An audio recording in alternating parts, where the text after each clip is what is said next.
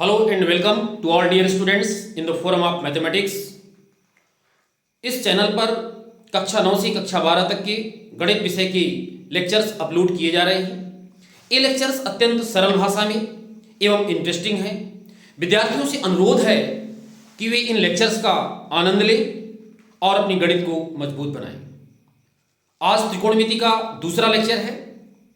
जो छात्र पहले लेक्चर्स का अध्ययन नहीं किए हैं वे पहले लेक्चर का अध्ययन कर लें ताकि ये लेक्चर उनको अच्छे से समझ में आए। पहले लेक्चर के वीडियो की जो लिंक है इस वीडियो के डिस्क्रिप्शन में मिल जाएगी, वहाँ से क्लिक करके और पहले लेक्चर का अध्ययन कर लीजिए। तो आइए आज स्टार्ट करते हैं। त्रिकोणमिति अनुपात पर आधारित एक्सरसाइज एनसीईआरटी की एक्सरसाइज है 8.1। जैसा कि आप स्क्रीन पर देख पा रहे हैं, इसका पहला क्वेश्चन, त्रिभुज एबीसी जिसका कोण बी समकोण है, AB का मान दिया है 24 सेंटीमीटर और BC का मान 7 सेंटीमीटर। हमको sin A cos A sin C और cos C का मान ज्ञात करना है। इसको पहले आप समझें। क्वेश्चन को समझने के पहले ये जान लें कि हमारा जो ट्रिग्नोमेट्री टॉपिक है, इस ट्रिग्नोमेट्री टॉपिक का जो ब्लूप्रिंट है, यानी आपकी परीक्षा में जो प्रश्न आना है वो कितने नंबर, 5 नंबर का प्रश्न आना है। और 5 नंबर के प्रश्न में 1 नंबर वाले प्रश्नों की संख्या कितनी रहेगी? 3। 1 1 1 जैसा लिखा हुआ है और एक प्रश्न रहेगा 2 अंक का। तो आपको इस तरीके से तैयारी करना है क्योंकि आपका उद्देश्य है गणित को मजबूत बनाना, साथ ही परीक्षा में अच्छा अंक अर्जित करना। तो अच्छा अंक अर्जित करने के लिए आपको ब्लूप्रिंट पर ध्यान देना होगा। तो इसके लिए आपको 2 नंबर वाले प्रश्न पर विशेष ध्यान देना होगा। आज का जो हमारा लेक्चर है वो 2 नंबर वाले प्रश्न पर बेस्ड है। कल हमने जो चर्चा किया था त्रिकोणमिति अनुपात से सूत्र से जो क्वेश्चंस बनते हैं वो 1 नंबर वाले क्वेश्चन हैं। तो यदि आपको त्रिकोणमिति अनुपात की डेफिनेशन जैसे sin थीटा बराबर लंब बटे कर्ण, cos थीटा आधार बटे कर्ण, ये सब यदि आता है तो वो 1 नंबर वाले प्रश्न वहां से बनेंगे। आज का जो हमारा एक्सरसाइज है ये 2 नंबर के प्रश्न पर आधारित है। तो आइए पहले क्वेश्चन पर चर्चा करते हैं। पहले क्वेश्चन को किस तरीके से आपको लिखना भी है वो भी समझना है और किस तरीके से आपको समझना है, सारी बातें देखें। तो पहले क्वेश्चन का हल पहले देखें। क्वेश्चन क्रमांक 1, इसका आपको सॉल्यूशन देखना है। इसके सॉल्यूशन के लिए आप समझें, त्रिभुज एबीसी आपको बनाना है जिसका कोण बी समकोण है, यानी एक समकोण त्रिभुज पहले आपको फ्रेम करना है। चलिए समकोण त्रिभुज एक बनाते हैं। एक समकोण त्रिभुज एबीसी इस तरीके से बना लीजिए।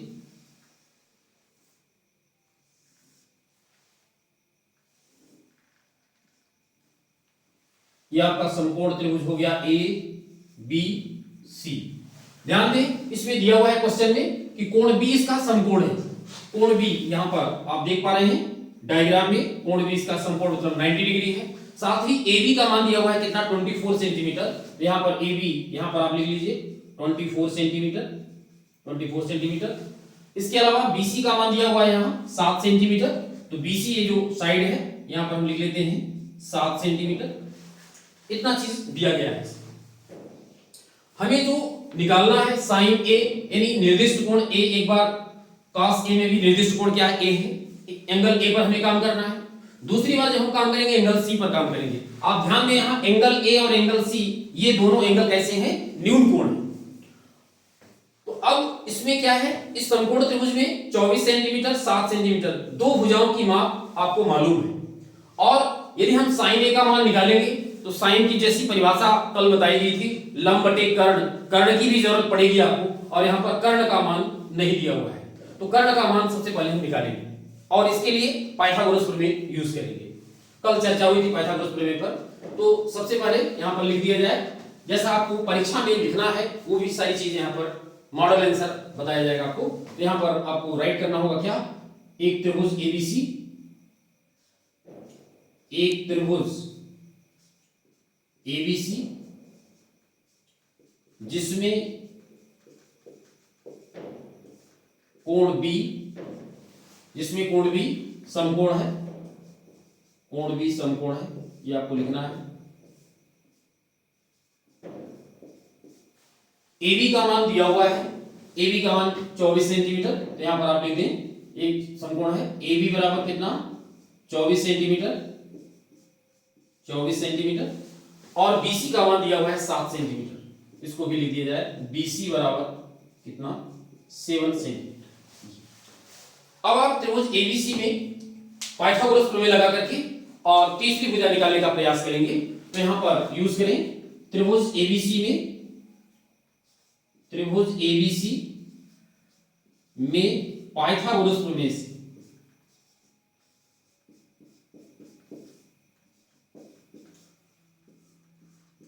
पाइथागोरस प्रमेय लगा दें। पाइथागोरस प्रमेय से क्या मिलेगा? पाइथागोरस प्रमेय कर्ण का वर्ग बराबर लंब का वर्ग और आधार का वर्ग, इस तरीके से यूज करते हैं। कर्ण का वर्ग बराबर लंब का वर्ग।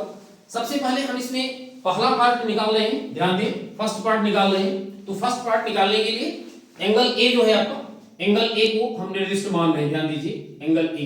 ये मतलब पहले क्वेश्चन का पहला भाग आप हल कर रहे हैं, फर्स्ट क्वेश्चन का पहला पार्ट आप हल कर रहे हैं, फर्स्ट पार्ट। तो फर्स्ट पार्ट के लिए एंगल ए को हमने क्या मान लिया है? निर्दिष्ट। इस एंगल ए पर काम करना है। तो यदि एंगल ए पर काम करना है तो जैसा कि हमने कल बताया था आपको कि जिस कोण पर हम काम कर रहे हैं उसके ठीक सामने की जो भुजा होगी उसको हम बोलेंगे क्या? सम्मुख भुजा या लंब। तो यहाँ पर 7 सेंटीमीटर ये लंब का काम करेगा और आधार के रूप में ए बी का काम करेगा। तो कर्ण का वर्ग बराबर यहाँ पर यूज कर लें लंब का वर्ग प्लस आधार का वर्ग, आधार। इस तरीके से पाइथागोरस प्रमेय में कर्ण के रूप में हम यूज करेंगे क्या? यहाँ पर AC। तो यहाँ पर आप लिख लें AC का स्क्वायर बराबर लंब के रूप में हम क्या यूज कर रहे हैं यहाँ पर?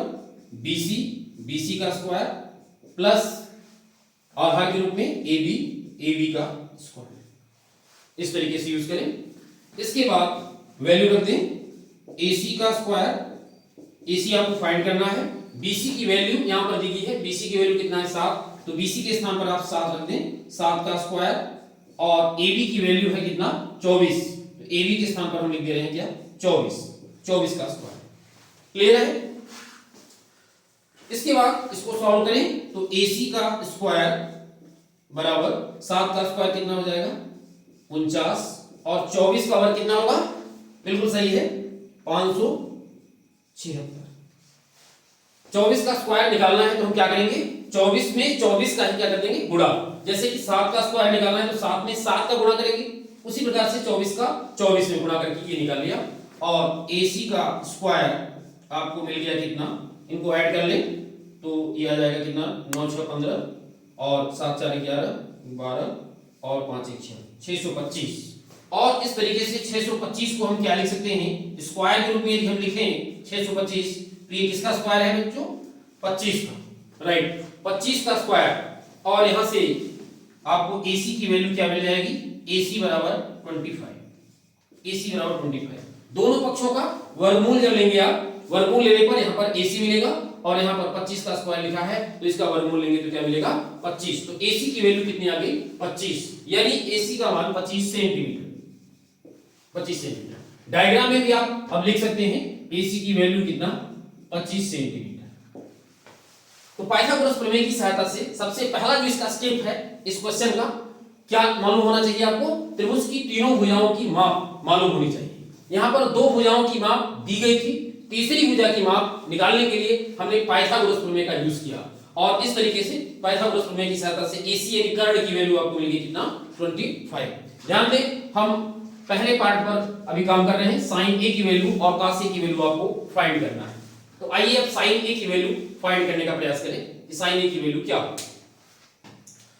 अब दूसरा जो हमारा स्टेप है वो त्रिकोणमितीय अनुपात अब ज्ञात करना, इसको निकालने का प्रयास करेंगे।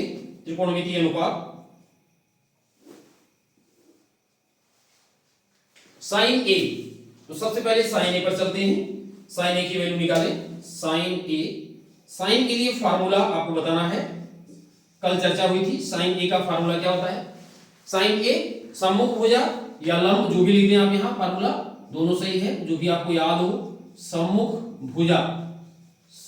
भुजा बटे कर्ण। ये फार्मूला आपको याद होना चाहिए। साइन मतलब किसी भी एंगल का यदि साइन लिया जाएगा तो उसके लिए फार्मूला ये यूज होगा, सम्मुख भुजा बटे कर्ण।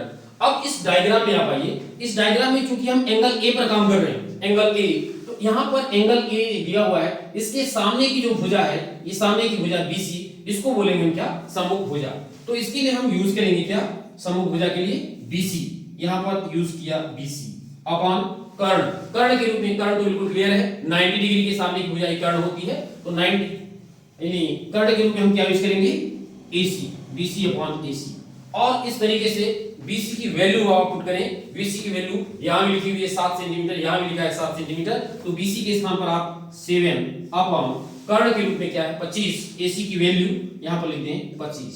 तो इस तरीके से ये साइन A की वैल्यू आपको मिल गई, साइन A की वैल्यू 7/25। दूसरा जो आपको निकालना है cos A, इसके लिए हम cos का फार्मूला यूज करेंगे और cos का फार्मूला यूज करके निकालेंगे। cos A की वैल्यू फाइंड करते हैं।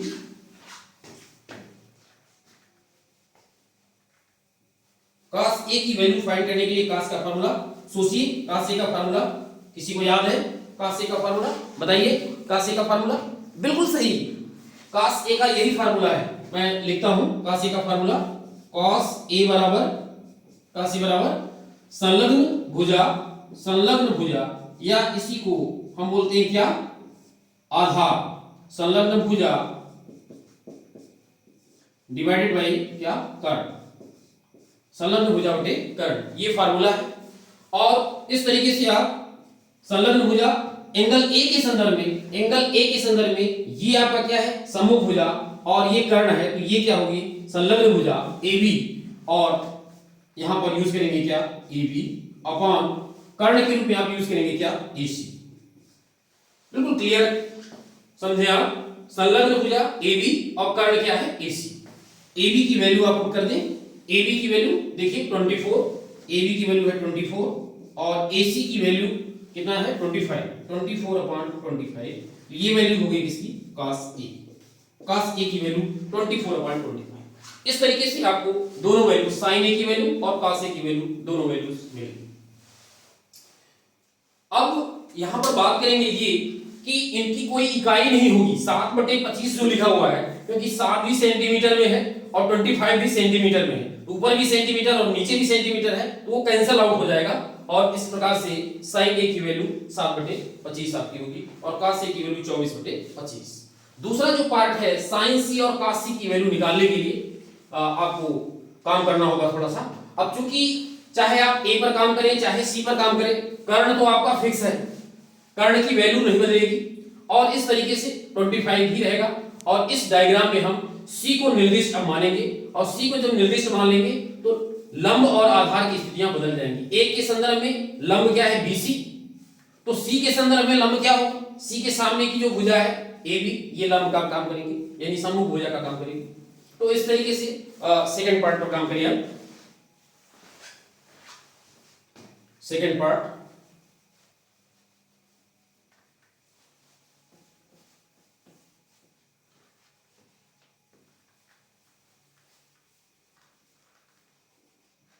सेकेंड पार्ट पर काम करने के लिए चलिए पहले सेकेंड नंबर डाल लें, सेकेंड, और यूज करें क्या, साइन C।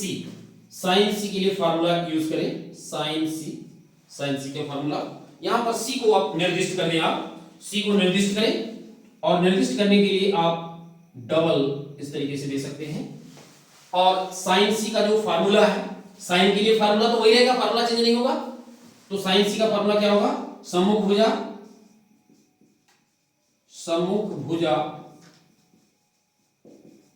बटे कर्ण, साइन का फार्मूला ही रहेगा। अब C के संदर्भ में सम्मुख भुजा या लंब के रूप में हम यूज करेंगे क्या, AB यूज करें, सम्मुख भुजा आपकी हो गई AB और कर्ण AC, कर्ण आपका AC है। और इस तरीके से AB और AC की वैल्यू पुट करें, AB की वैल्यू है कितना 24, ये हो गया 24 अपॉन AC की वैल्यू यहां पर देख ले, यानी दिया यहां कर्ण दिया हुआ है AC कितना 25 सेंटीमीटर, तो यहां पर दे दें 25, तो साइन C की वैल्यू आपको मिल गई, साइन C की वैल्यू 24/25 साइन C। इसके अलावा एक वैल्यू और आपको निकालना है, वो क्या है, cos C निकाल लें, cos c, cos c की वैल्यू फाइंड करने के लिए cos का फार्मूला डाल दें। cos का फार्मूला क्या होता है? संलग्न भुजा, संलग्न भुजा बटे कर्ण। c के संदर्भ में, एंगल c के संदर्भ में, क्योंकि ये सम्मुख भुजा है तो ये क्या होगी? संलग्न भुजा। यानी संलग्न भुजा के लिए यूज करेंगे क्या हम? BC, और कर्ण के रूप में क्या यूज कर रहे हैं? AC, BC upon AC। इसकी वैल्यू आप पुट अप करेंगे।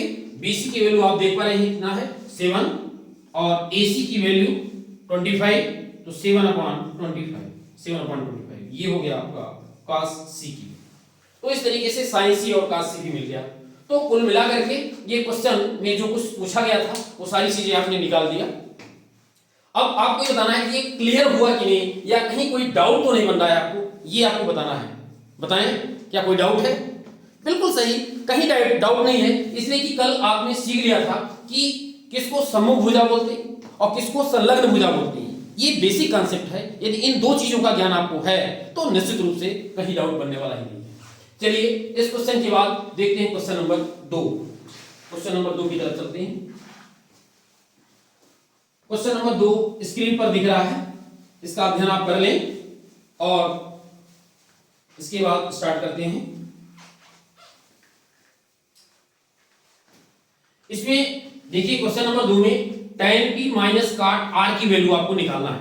tan p माइनस काट r डायग्राम भी इसमें बना हुआ है, दिया हुआ है इस तरीके से। डायग्राम PQR नाम है इसका, और इसमें दो साइड यानी PQ का मान दिया हुआ है कितना? 12 सेंटीमीटर, PR का मान दिया हुआ है 13 सेंटीमीटर, QR का मान ज्ञात नहीं है। तो ठीक पहले क्वेश्चन जैसा ही हमें क्या करना होगा? तीसरी भुजा को पहले निकालना होगा। कैसे निकालेंगे? किस प्रमेय से? बताइए आप। बिल्कुल सही, पाइथागोरस प्रमेय की सहायता से पहले हम QR की वैल्यू फाइंड कर लेंगे, और यदि QR की वैल्यू फाइंड हो गई तो फिर tan p की वैल्यू निकालेंगे अलग से, काट r की वैल्यू अलग से। ये दोनों मान निकालने के पश्चात फिर हम इसमें वैल्यू रख करके और मान निकाल लेंगे। ठीक है, चलिए स्टार्ट करते हैं। तो यहां पर जो वैल्यूज दी हुई हैं इसमें स्टार्ट करते हैं, और सबसे पहले डायग्राम सेट कर दें। क्वेश्चन नंबर 2 है आपका।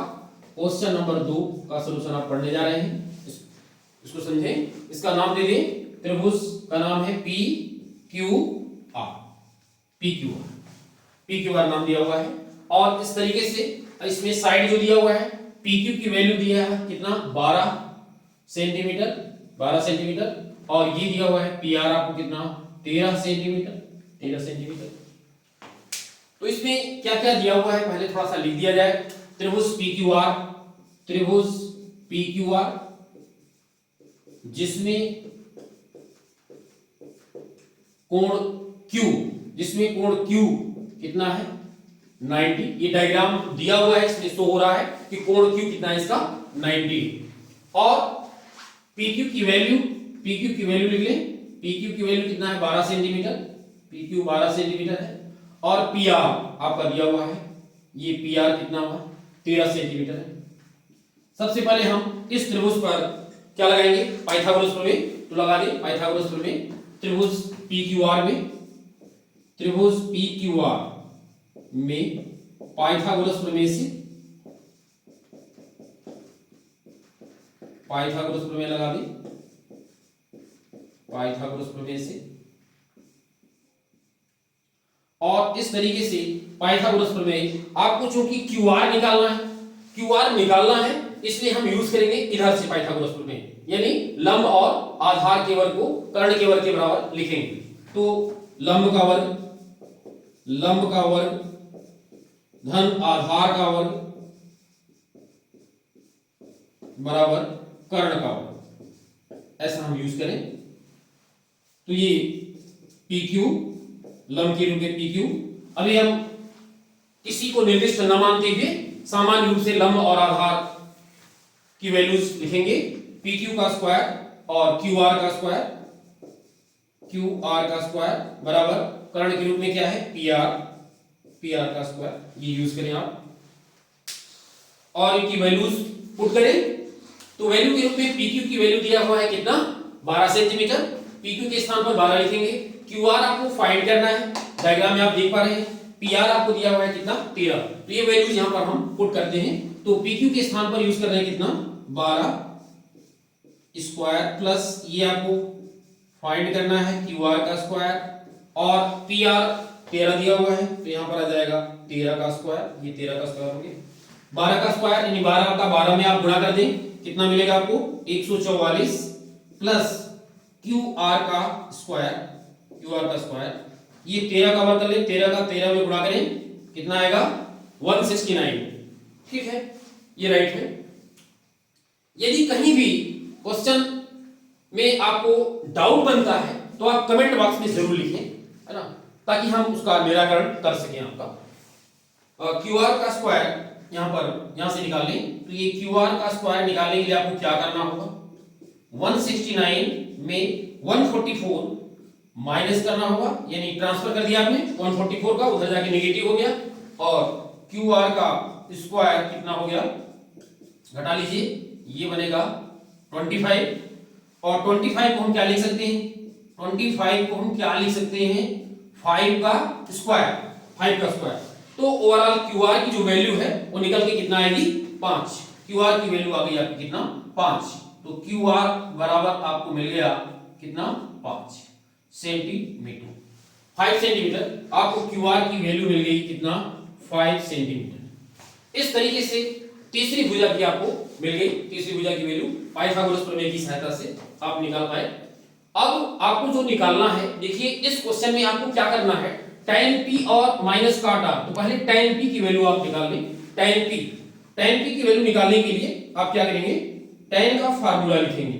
tan p आप ध्यान दें tan का जो फार्मूला है वो क्या है सम्मुख भुजा लंबटी आधार यूज करते हो आप, या सम्मुख भुजा डिवाइडेड संलग्न भुजा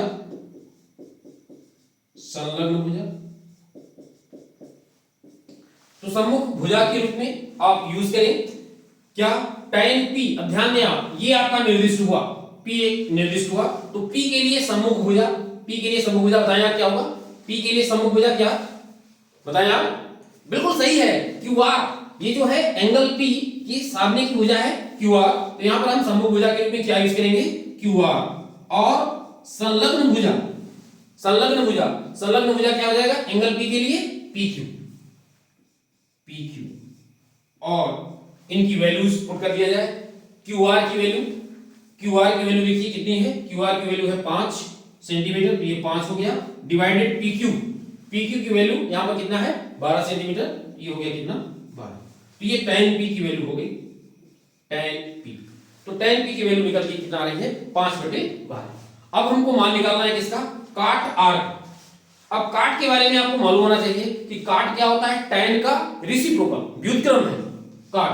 तो tan का जो फार्मूला है, ये फार्मूला काट में फार्मूला चेंज नहीं हो जाएगा, लेकिन वैल्यू 5/12 12/5 नहीं होगी।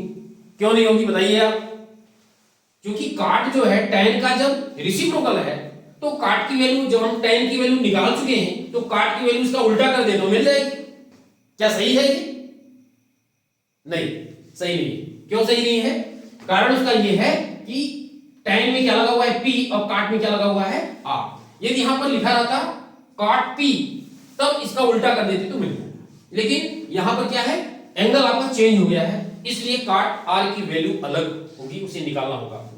चलिए फार्मूला लगाते हैं cot R का और निकालते हैं वैल्यू। cot R की वैल्यू निकालने के लिए फार्मूला तो वही होगा, फार्मूला चेंज कर दें और इस तरीके से cot R के लिए आपको R को मानना होगा क्या एसाइन एंगल, और इस पर आप काम कर रहे हैं तो सबसे पहले फार्मूला लिखें। फार्मूला क्या हो जाएगा संलग्न भुजा डिवाइडेड बाय सम्मुख भुजा। फार्मूला tan का रेसिप्रोकल है तो इस तरीके से फार्मूला मिल जाएगा। और संलग्न भुजा आपको निकालने के लिए R एंगल पर ध्यान देना होगा। R एंगल यहां है और इसकी संलग्न भुजा कौन सी, सम्मुख भुजा कौन सी होगी PQ और संलग्न भुजा कौन सी होगी QR। तो सम्मुख भुजा और संलग्न भुजा की वैल्यू यदि हम पुट करते हैं एंगल R के संदर्भ में तो संलग्न भुजा आपकी क्या होगी QR तो यहाँ पर क्या आएगा आपका क्यू आर डिवाइडेड बाई सम्मुख भुजा आर के संदर्भ में सम्मुख भुजा क्या हो गई पी क्यू, तो यहाँ यूज करें आप क्या पी क्यू। क्लियर है ना, कोई दिक्कत तो नहीं है? ठीक है, आनंद लेते रहिए। जितना ही आप सूत्रों पर ध्यान देंगे, बेसिक पर ध्यान देंगे, ये गणित उतनी ही बनेगी। फार्मूला आप ध्यान देते रहिए, फार्मूला को आपको याद नहीं करना है बल्कि क्वेश्चन ज्यादा करना है। जब आप क्वेश्चन करेंगे तो अभ्यास हो जाएगा, आपको फार्मूला अपने आप आपका तैयार हो जाएगा। आइए वैल्यू पुट करते हैं। क्यू आर की वैल्यू यहाँ पर देखिए, क्यू आर की वैल्यू कितना है 5 सेंटीमीटर, तो क्यू आर के स्थान पर 5 लिख दीजिए। और पी क्यू की वैल्यू दी गई है 12, तो ये हो गया आपका कितना 12। तो कॉट आर की वैल्यू आपको मिल गई कितना 5/12। अब देखिए tan पी की वैल्यू भी 5/12 और कॉट आर की वैल्यू भी कितना है 5/12, दोनों की वैल्यू सेम आ गई, कोई दिक्कत नहीं, चाहे जो वैल्यू आ गई। अब हमको निकालना क्या है, tan पी और कॉट आर का डिफरेंस निकालना है, यानी वैल्यू अब आपको निकालना है tan P minus cot R. चलिए tan P minus cot R निकालते हैं। अब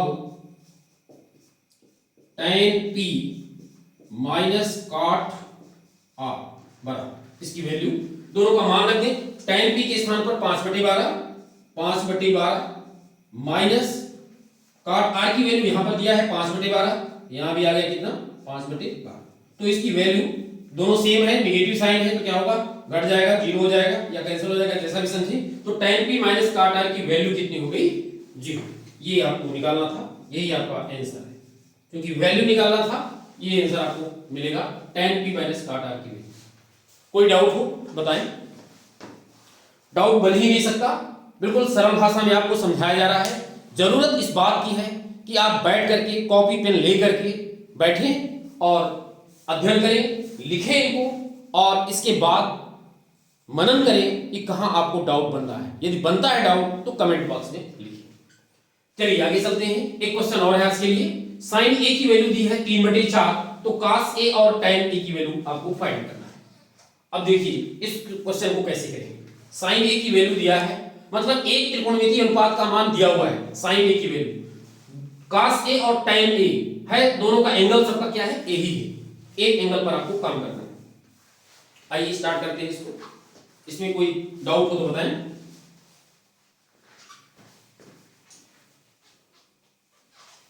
दो नंबर वाले क्वेश्चन पर आपको ध्यान देना है। 2 नंबर का क्वेश्चन, ये इन तीनों क्वेश्चंस में ये जो क्वेश्चन करने हम लोग जा रहे हैं, ये परीक्षा के लिए काफी महत्वपूर्ण प्रश्न है, इस पर ध्यान दें। ये स्टार क्वेश्चन है, क्वेश्चन नंबर 3 जो है स्टार क्वेश्चन माना जाता है ना। साइन ए की वैल्यू दिया है कितना 3/4। तो इसके लिए आपको क्या करना होगा, एक समकोण त्रिभुज फ्रेम करना होगा, अपने आप अपने से एक समकोण त्रिभुज बनाना होगा, और उस समकोण त्रिभुज में ये ध्यान देना होगा कि एंगल ए जो हो वो 90 पर ना हो, ये एंगल ए कहां हो न्यून कोण के रूप में हो। तो एक त्रिभुज पहले हम मानते हैं, क्वेश्चन नंबर आपका 3 है, क्वेश्चन नंबर 3, इसमें एक त्रिभुज ले लीजिए, माना एबीसी एक त्रिभुज है,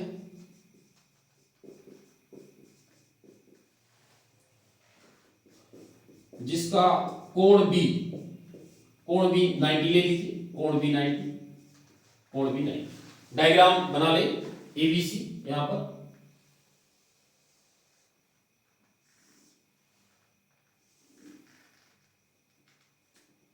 एंगल ए पर आपको काम करना है। एंगल ए यहां भी दे सकते हैं, एंगल ए यहां भी दे सकते हैं, दोनों जगह दे सकते हैं।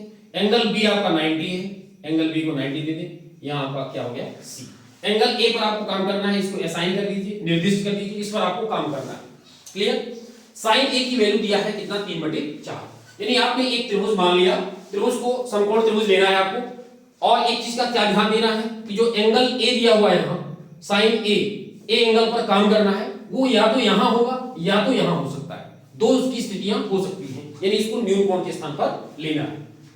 तो साइन ए हम यहां पर लिखें, कोण भी 90 हो गया, क्योंकि आपका दिया हुआ है कितना साइन ए की वैल्यू दिया हुआ है 3/4, साइन ए की वैल्यू 3/4। अब यहां पर साइन ए की डेफिनेशन लगाइए। साइन ए की डेफिनेशन क्या होती है, साइन ए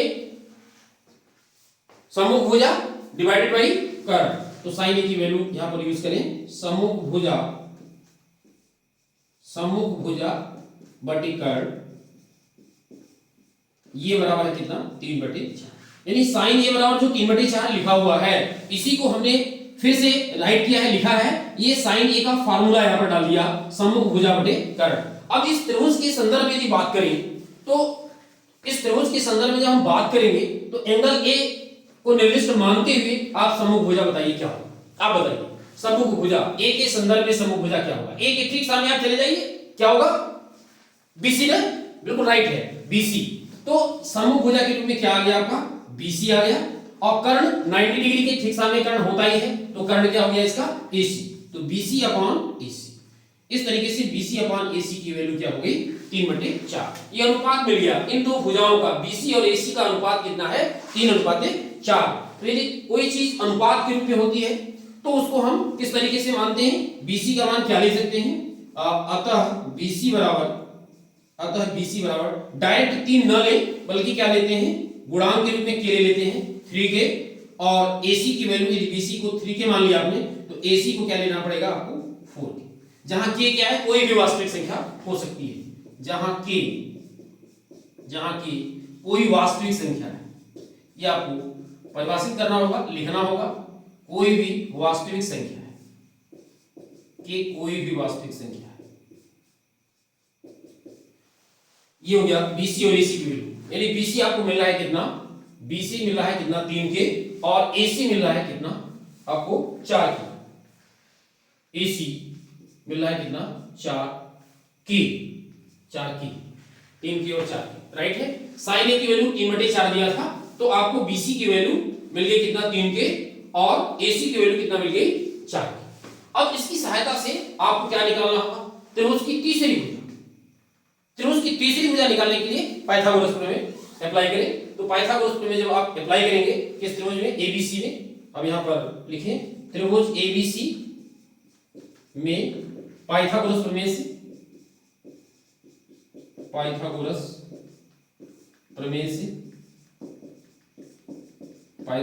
से क्या हो जाएगा, क्योंकि आपको AB निकालना है इसलिए आप इस तरीके से यूज करेंगे, यानी लंब और आधार, तो लंब का वर्ग धन आधार का वर्ग बराबर कर्ण का वर्ग।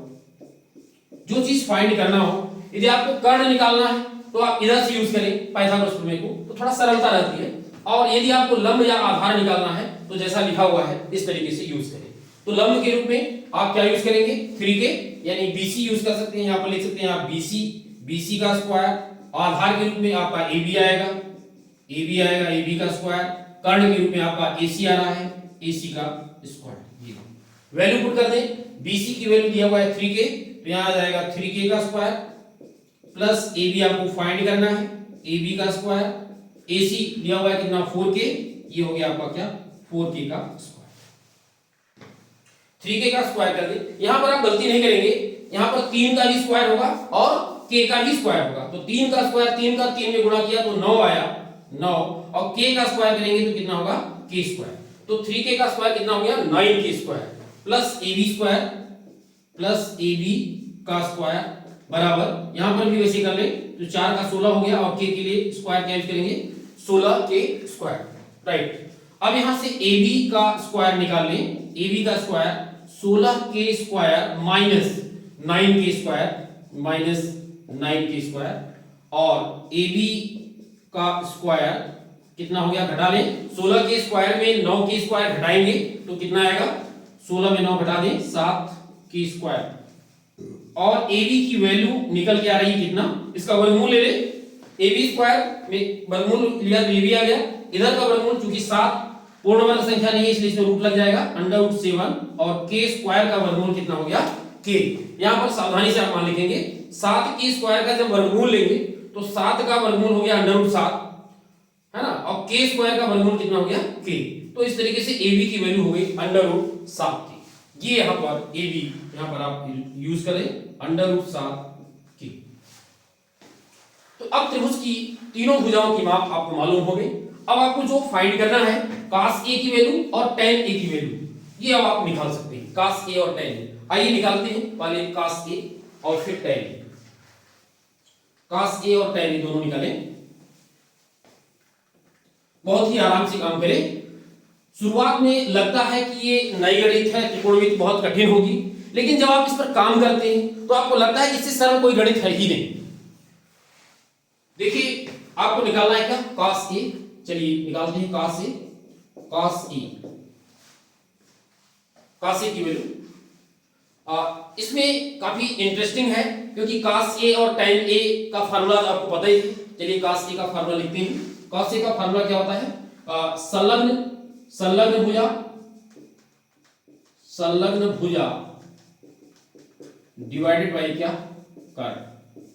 और संलग्न भुजा एंगल ए के संदर्भ में संलग्न भुजा कौन सी होगी, आपकी AB। तो यहां पर आएगा क्या, आपका AB डिवाइड बाय कर्ण। क्या है आपका, कर्ण क्लियर रहता है हमेशा, AC, AB अपॉन AC हो गया। और AB की वैल्यू आप पुट कर दें। AB की वैल्यू कितना है, ये √7k और AC की वैल्यू है 4k। k कैंसिल हो जाएगा, आपको बचेगा कितना, √7 डिवाइडेड बाई 4। ये cos A की वैल्यू आपको cos A की वैल्यू मिल गई √7/4। इसी तरीके से आपको tan A की वैल्यू निकालना है। tan A का फार्मूला लगा दें, तो tan A का जब फार्मूला लगाएंगे, tan का फार्मूला, तो आपको मिल जाएगा tan A की वैल्यू। ध्यान ये देना है कि जो फार्मूला आप लगाएं तो सावधानी से लगाएं, क्योंकि शुरुआत है आपकी, इसलिए हो सकता है आपको फार्मूला नया लो, तो आप देख भी सकते हैं कि फार्मूला क्या है। सही फार्मूला लगाएंगे तो सही उत्तर आएगा। tan A की वैल्यू फाइंड करने के लिए आपको tan का फार्मूला यानी सम्मुख भुजा डिवाइडेड बाई संलग्न भुजा, जिसको कि आप ऐसा ले सकते हो, लंब बटे आधार tan के रूप में आप यूज कर सकते हो। चलिए एंगल A के संदर्भ में सम्मुख भुजा क्या है, ये BC है, तो यहां पर यूज करेंगे क्या, BC डिवाइडेड बाई संलग्न भुजा के रूप में आप क्या यूज करेंगे एंगल A में, क्या, AB, BC अपॉन AB। और वैल्यू पुट कर दें। BC की वैल्यू क्या है आपकी, BC की वैल्यू है 3k, तो यहां पर आ जाएगा आपका 3k डिवाइडेड बाई AB की वैल्यू है √7k। के ऊपर नीचे दोनों जगह से कैंसिल हो जाएगा, और आपको जो वैल्यू निकल के आएगी वो क्या है, 3/√7। ये है वैल्यू किसकी, tan A। लीजिए दोनों क्वेश्चन आ गया। cos A मतलब दोनों पार्ट, cos A भी मिल गया आपको और tan A भी मिल गया। cos A की वैल्यू √7/4 और tan A की वैल्यू 3/√7। तो इस तरीके से आपने NCERT एक्सरसाइज 8.1 का पहला, दूसरा और तीसरा क्वेश्चन देखा। अब जो नेक्स्ट क्वेश्चन है वो अगले लेक्चर में अध्ययन करेंगे। यदि आपको मेरे साथ अध्ययन करना अच्छा लग रहा हो तो आप इस वीडियो को लाइक करें, सब्सक्राइब करें और बेल आइकन को दबाते हुए ऑल बटन को क्लिक करें, जिससे कि जब भी वीडियो अपलोड किया जाए सबसे पहली नोटिफिकेशन आपको मिले। आज के लेक्चर में बस इतना ही। बहुत बहुत धन्यवाद।